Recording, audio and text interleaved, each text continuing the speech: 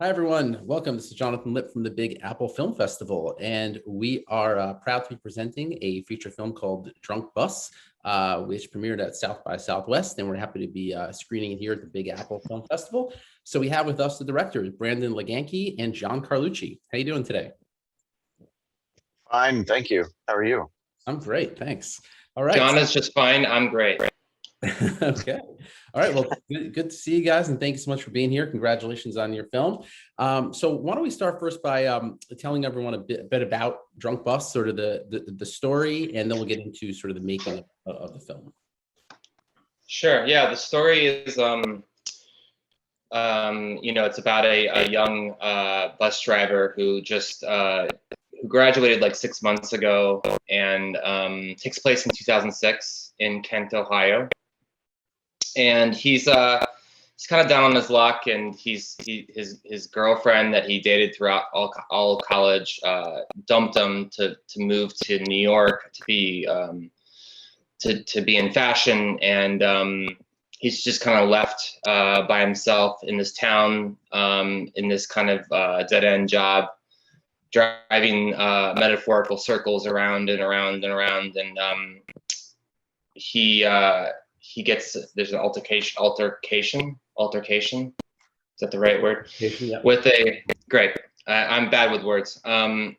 With a rowdy passenger, and the bus service hires a security guard to help him not get punched again, and that's kind of where the movie takes off, because this security guard is a large Samoan with tattoos all over his face named Pineapple, and comedy and heart ensues, and I guess you just have to watch the movie to find out what happens.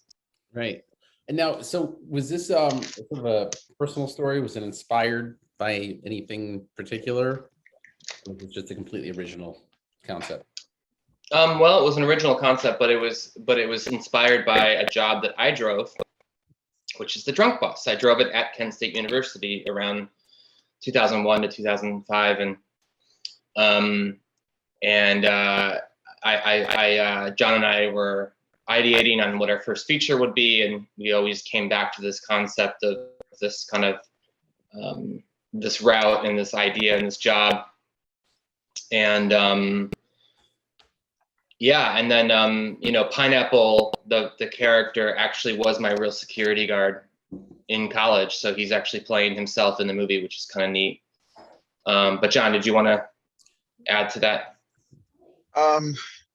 Just not a whole lot. The concept came from Brandon's occupation, and at the time we were kind of thinking, what's our first feature idea going to be? And Brandon would always tell these funny stories about what happened on the drunk bus, and we just started kind of work from that, and then started creating the story for the character Michael, and based him off of, I think, both of our college experiences. Brandon went to Kent State, Ohio. I went to SVA here in the city, and had a very different college experience, but every college student can kind of relate to the same types of dramatic situations, or trials of coming of age. So we knew that those types of things would resonate with a broader audience. Right. And so did you know from the very beginning of your filmmaking careers that you wanted to do comedy, or is this just for this particular story? No, I mean, Brandon and I got together about 10 years ago, and we've done all kinds of music videos some were comedy, some were more like visual, experimentation. And when it came time to like, okay, let's think about a feature, we did toss around some horror. We're big horror fans, so we were kind of incubating some ideas there, and we came together over the love of Better Off Dead, which is a reference comedy. So Classic 80s film. Yeah, classic. Savage Steve Holland was a visionary genius that no one knew how to accept him. But so it was we just landed on Drunk Bus. It just seemed like a slam dunk. So, horror might be next, horror comedy might be next, but yeah. Wow. So in terms of the making of the film, now I'm going to assume, based on, first of all, location, this was not shot in the last year and a half, I assume, or a year and 3 months. How did you go about securing the main location? Well, originally we were scouting Kent, Ohio, the actual place, because we loved the look and we thought it would be, inexpensive, and because nothing's really been shot in Kent before, other than like some documentaries about the May 4th shooting in 1970 and stuff like that. But I think there was a narrative film about that as well, I think, that was made in like I think the 70s or early 80s. I'm not sure if it was. Oh, really? Yeah, I didn't know that. Okay. So, yeah. Maybe it wasn't good and no one remembered it. I don't know. But I guess since then, yeah, nothing's really been filmed there. And so we wanted to do that. We went to Kent a lot. We scouted. We rode the Drunk Bus, the one that's there now, and we actually wrote it with our writer Chris Molinaro, and before he started writing the script. So we went in there and got a lot of inspiration. But we hooked up with our producer Eric Hollenbeck, who at the time was actually in Ohio. He was producing and ADing in Cleveland, but he moved to upstate New York, and he lives in the Finger Lakes, and we went up there to Seneca Lake, and he kind of convinced us to and we scouted Rochester, New York, and other areas, Ithaca. And he really convinced us that, like, hey, look at this stuff. It looks very similar. It's this drab, cold kind of feel that we wanted for the film. And also we have, there was a really great tax incentive to shoot in the state of New York, and also to shoot upstate New York is even a bigger tax incentive. So yeah, I think, he was the one that really kind of convinced us to bring it home here. And so we did. Nice. And so when did you guys actually shoot it? Was it right before everything shut down? No, it was the winter of 2019, I believe. I think we wrapped right as going from February into March of 2019. Okay. Yeah. So one of the questions I wanted to ask was regarding casting, and obviously one of the struggles for independent filmmakers is getting well-known cast attached, and you were able to get some great talent. You have Kara Hayward, who's in Manchester by the Sea, and Charlie Tahan, who's in Emmy-winning show Ozark and Golden Globe nominated show as well. So how did you get some of these cast members attached? We got lucky. We invested into a casting agent who helped us. She was really great. She had her finger on the pulse of some up and coming talent, and we just simply sent the script around. Charlie, he's done a lot of work as he's been acting since he was a kid. He's never really had a leading role, and as he's been getting older, a lot of his stuff has been sort of in the dark drama space. And the thing with Charlie is he's a really funny person, and he's a really great comedic actor, and he really liked the script, and it has a particular sense of humor, and Charlie got it, and he got a lot of the jokes and the humor, and he was just into it. And we met with him, and we had a great synergy. And so it was kind of easy with Charlie. I mean, it was a long path. It was 7 years when we first started, and we had other actors attached to it. It kind of went through a metamorphosis, but which one day we were watching Ozark, and I was like, man, this kid looks, he sort of embodies Michael. He seems vulnerable, and he feels a little confident. He doesn't really know which way to go in life, and we got lucky with Kara. Same thing. We sent her a script. We obviously knew her work from Moonrise Kingdom and Manchester, and we had a great meeting with her in LA, and kind of felt that same sort of connection. And yeah, it was, I think ultimately they responded to the material, Mhm. and they liked what they read, and kind of felt like maybe it was a fun story to be a part of. So what was there any audition process, or did you kind of know who you wanted and you worked with the casting director to go after There them? was there was there was for some of the roles, smaller roles, we definitely did a casting process. It's actually, we had some funny auditions too. Who was the guy from SNL that we loved? He burped during during Just his thinking that, audition.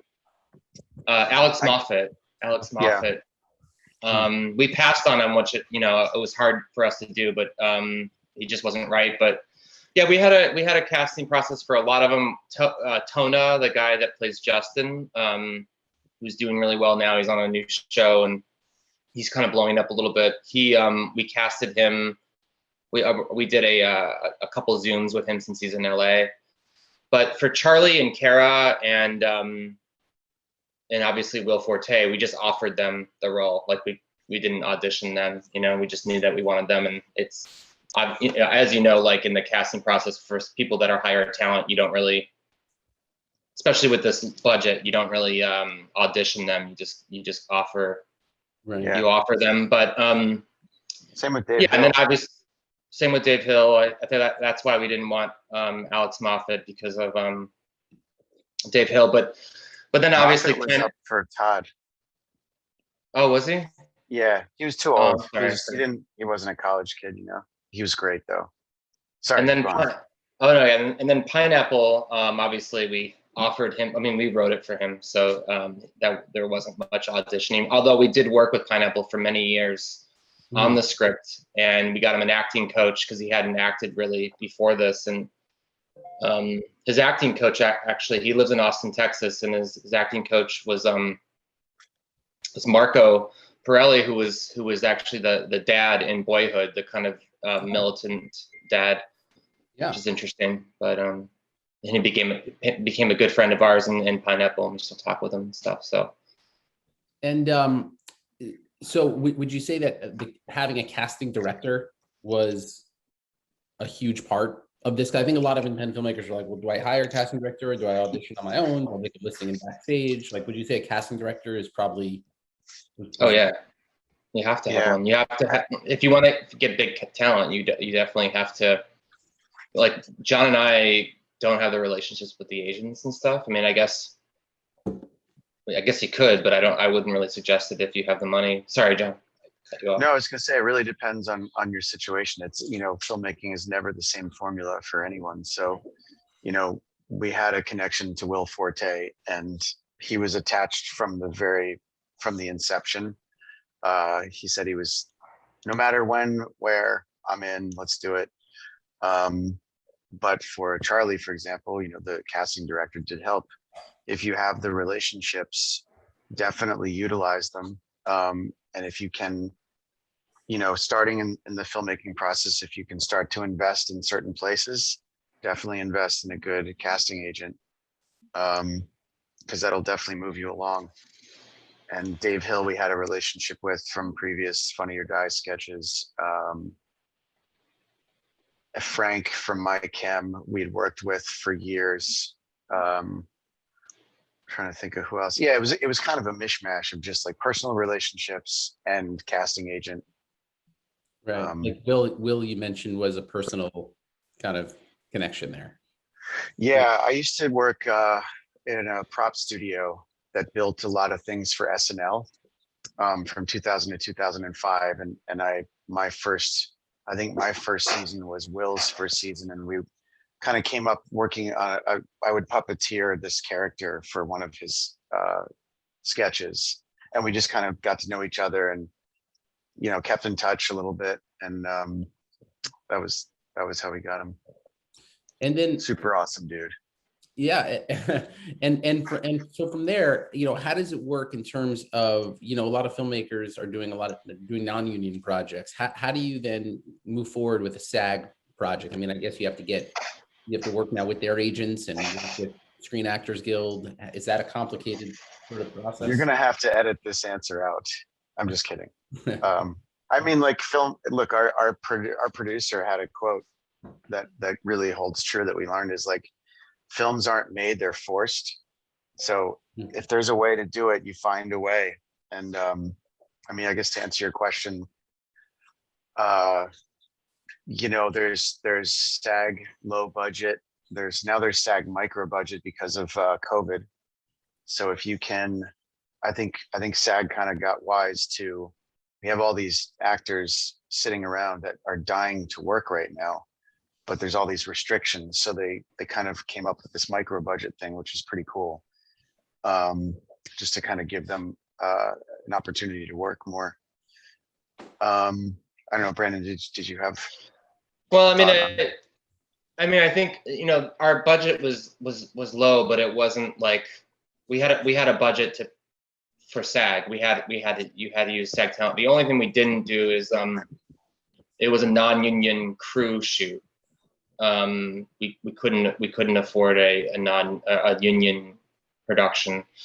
But all the cast, yeah, we had to go through SAG, and I mean, it wasn't, to be honest, I can't really answer that question because John and I didn't really like deal with that much. It was our producers that kind of were dealing with that in day in, day out. But like, there's no way around it with if you want top tier talent, you know, like I would almost, if you have a low budget, I would put as much as you can to screen, like actors, pay for SAG, and if you only can afford SAG and good actors, then shoot with an iPhone, because the film's gonna be better with good acting, good production value. Like, the production value for me is not like the camera and all the fancy equipment. It's the story, it's the acting, it's the things that you see on screen, you know?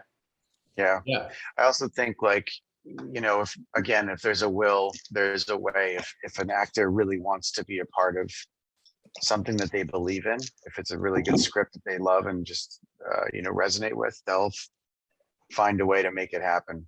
In terms of the non-union crew, you know, if you're transparent up front and say, look, this is going to be a rough ride, it's going to be long nights, but you know, we're very transparent up front.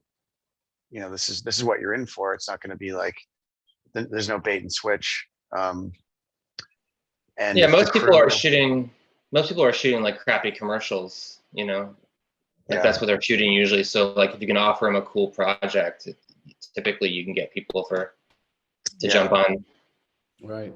And I meant to ask you, going back to your college days, when you were on the Drunk Bus, did you know at that time that you wanted this to be a movie?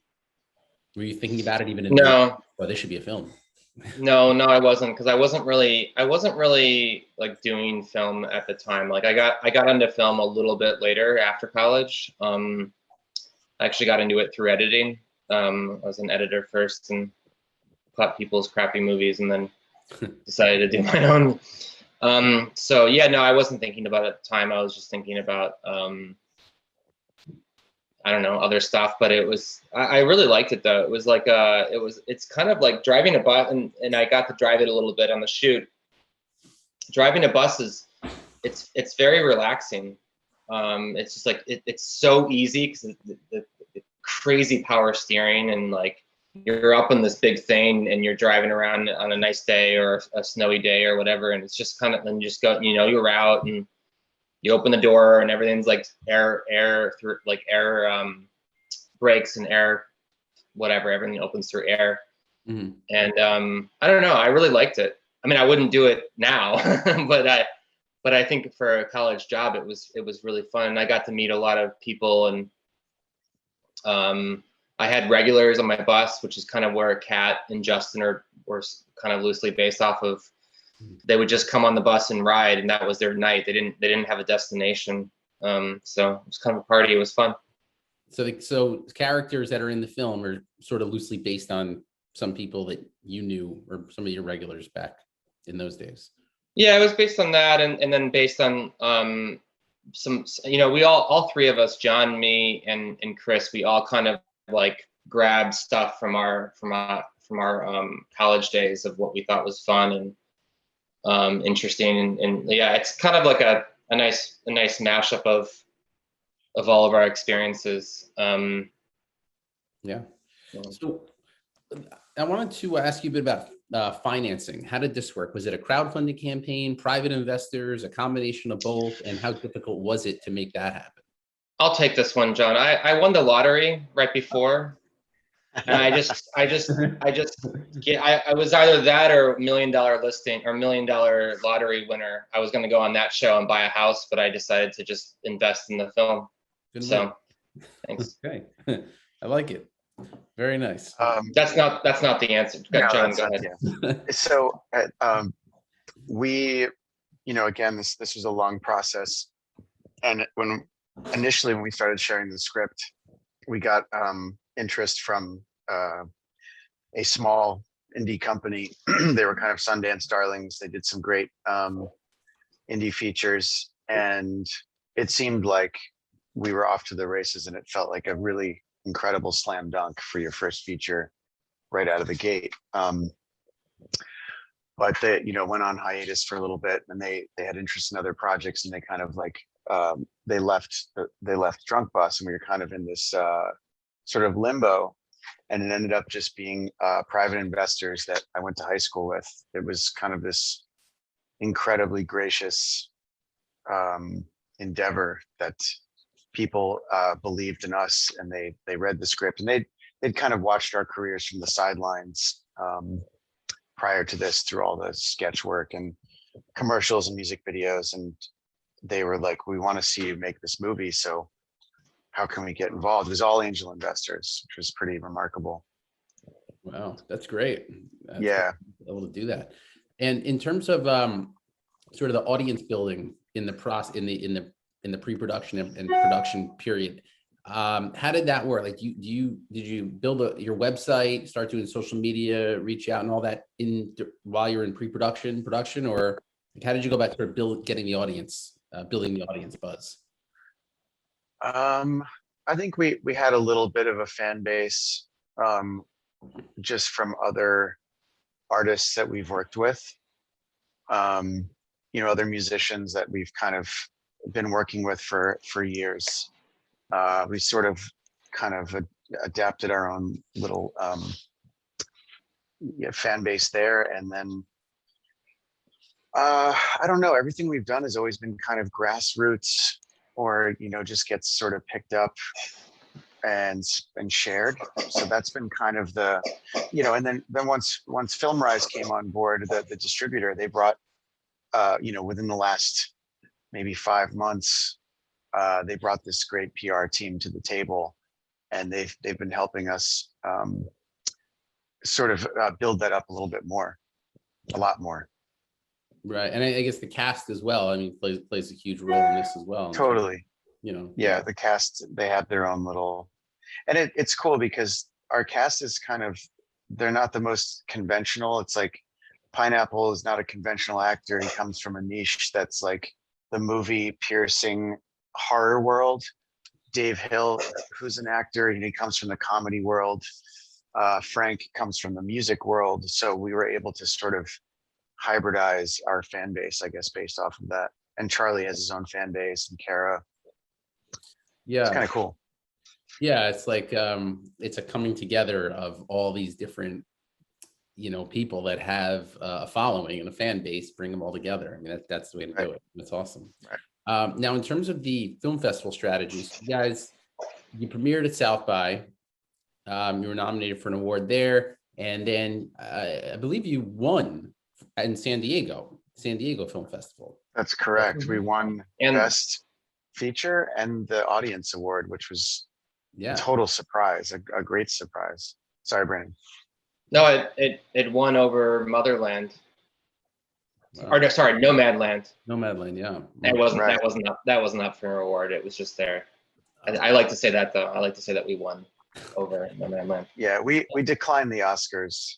We were like, we beat them once already. Like, let's give them their moment. So yeah, I mean you premiered at South by. Now, How did that come about? Did you have I mean, because a lot of filmmakers want to know sort of how to get into these sort of festivals. Did you guys have a sales agent, a sales rep, producer's rep, cold submission? No, we had a history with South by. You know, the thing with South by is we actually didn't get our premiere. It was the blip happened the week before South by was canceled, and it was going to be a decade sort of homecoming for us, because the first thing we ever did, we submitted to South by and it got in, and we've been with subsequent music videos or shorts, or you know, and we also had a history with South by prior to us getting together, like shooting live bands there and just attending, and so we kind of had a history, and they you know, we have a great relationship with South by. They're great people and they liked us a lot, and it kind of brought us in for that sort of homecoming thing. But I mean, any of these features that get in, just submit. You know, the work will speak for itself. If they want it as part of their programming, they'll take it. Well, that's the cool thing about South by Southwest as opposed to like Sundance or even Cannes Film Festival is, I feel like, maybe even Tribeca too. I feel like with South by Southwest, they really do, and we know this because we know the programmers really well and we talked with them about it.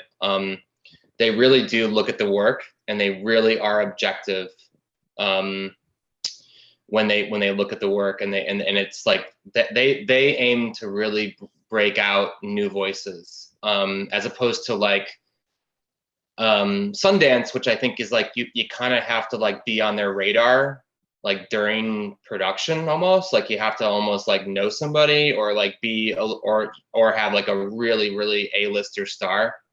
I think there is like those times where they do watch something fresh, cold submission, and they're like, oh my god, we gotta put this in. But I think generally, I think it is more of a I don't think cold submissions for those types of festivals are really like that effective. I think you do have to have someone kind of telling you, as you mentioned, a sales agent or something. Yeah, it's tricky. So Like I think some of those big festivals, they're looking for maybe more of a social activation by, hey, look at what we're booking or curating, instead of really you know, as Brandon said, discovering new talent. I mean, I think there's a little bit of both, but or they have an agenda. Yeah, seeing a little bit more of a trend with like an agenda or, you know, some kind of a social statement. But that's also said from two people that have never had a feature at Sundance, so that maybe that's like a little not fair. We turned Sundance down too. I forgot to tell you. I was the one that did that. I was like, no, we're okay. Not it. Yeah, I remember being at South by and I saw some features that were really low budget indie films, and yeah, I mean, didn't have any big cast members or anything, and they, you know, they programmed. So that was really cool. How did you go about, you know, PR and marketing and all that in the virtual world? I mean, you guys were throughout the year screening virtually. How did you sort of leverage that without being live in front of an audience? Well, there's been two ways. I mean, first, around South by, we hired a PR company called Prodigy that did a really good job. And what they did is off of COVID, they actually used that sort of narrative of that everyone was kind of like jumping on about, like, oh, we missed our chance, or, you know, filmmaking during the face of COVID and all that crap. So they kind of like ran with that. Mm-hmm. And I think we got some opportunities that we maybe wouldn't have gotten because of that. And, you know, some actual news outside of entertainment news that people were interested in that topic, because South by was sort of the first sort of, you know, thing to fall. It was the beginning of like all the other festivals kind of dropping and the world shutting down. And then since picking up with FilmRise, you know, Caitlin Hughes and the PR team, they've taken the reins there and have done a great job of just, you know, doing these kinds of things, finding opportunities and really kind of hitting the ground and trying to get people, because it's like, I think people understand now, if it's not in person, it's still like good content, and I think the people who are used to consuming in this way that we're doing right now, like the Zoom way. So yeah, we didn't really have a choice. We were kind of it was a forced pivot. And the weird thing about having our first movie premiere is we've never watched this movie in a theater with an audience. And what's really lacking in this whole shift is the cinematic experience of being in a room with strangers in the dark and experiencing a movie differently than as you do. Strangers in the dark. So yeah, the only other opportunity was to just, okay, what can we do with this platform here and social media and all that stuff, and just kind of made it the best that we could. Right. And then how did the distribution come into play? Did you have a distributor on board prior to any festival screenings, or did that come later? That came after. Like, I think it came as a result of South by, because South by, even though they didn't have the festival, they still allowed distributors and press and certain entities to screen the film still. And they kind of took care of their filmmakers in that sense of still giving them hope that something could still come from this, the ashes of this festival. So yeah, I think FilmRise came as a result of that. Cool. So so Drunk Bus is going to be screening, with us virtually May 25th to the 27th. And I guess, one of the questions I like to ask the participating filmmakers is, what would you say is the main sort of lesson that audience members can take away with after seeing Drunk Bus? So what's the main sort of theme or moral? It's a little bit of a spoiler. There's basically we put our main character in a situation where he's forced to do something out of his normal routine. Mm-hmm. And there are times where if you're stuck in a job or a situation in life, or a relationship, anything, it was kind of, we wanted to. Oh, Iggy agrees. Sorry, I'll put them up for editing's sake, so you can see. Yeah. You can Cut put to the the meow on the cat's face. Cut to cat. Cut to the save. What was it? Save the cat. What's that? That screenwriting thing. Anyway, yeah, I think it's the audience can relate to Michael's situation and maybe feel inspired to shake their life up a little bit. Yeah, I mean, it's this idea of sort of breaking out of a situation, so to speak, that maybe you. Careful. Yeah, got it. I'm just kidding. I'm totally sorry. Go ahead. Got it. Sort of like, yeah, I mean, just like breaking out of a situation that is really not right for you. Is that maybe a good way to put it? Yeah. I mean, I think it's this kind of weird time right after college.